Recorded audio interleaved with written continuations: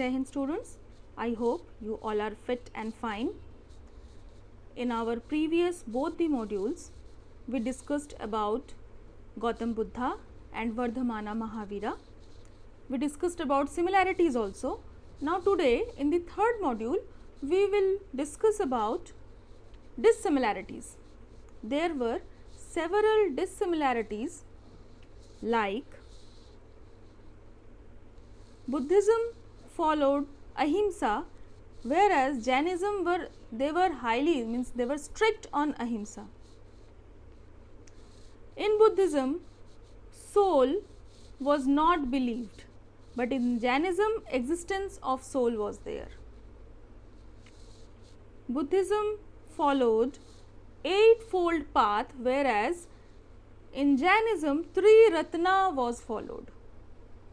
Text was Pali, whereas Jainism, the text was Sanskrit and Prakrit. Caste system was highly opposed, and Jainism also they opposed, but the dissimilarities is only that Buddhism they highly opposed, nothing else.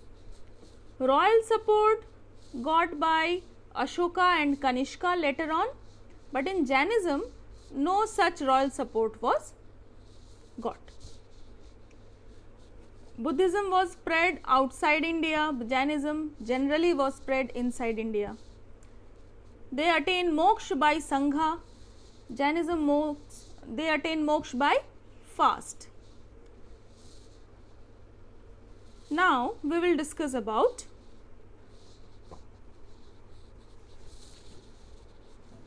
the lifestyle, as both Mahavira and Buddha felt that only those who left their home could gain true knowledge. They arranged for them to stay together in the Sangha. There were temporary houses and permanent houses as well, which were known as Sangha or Viharas later on. Here we should know what was Sangha. Sangha was an association of those who left their homes.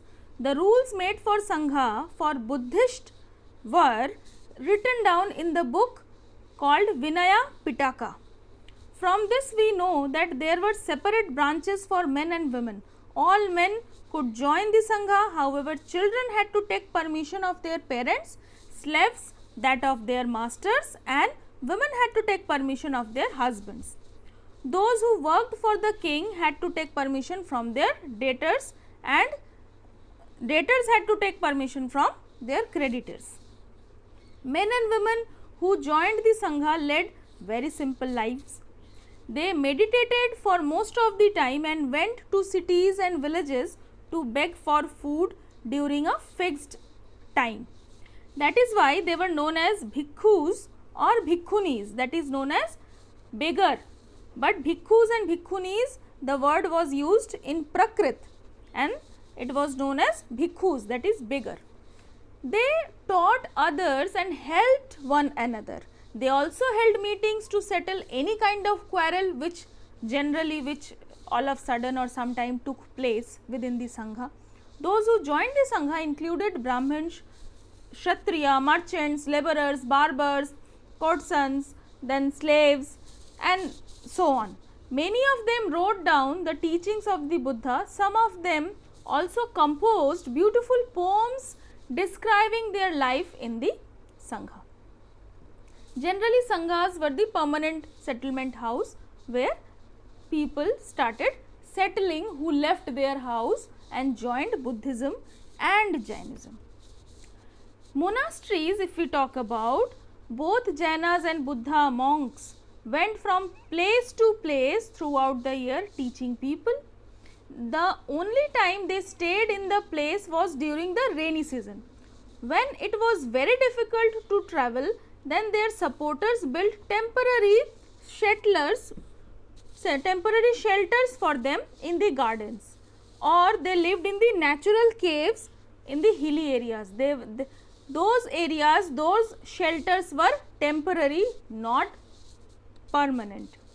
But as time went on, many supporters felt that the monks and nuns, for them there should be some permanent shelter, and those permanent shelters were known as monasteries.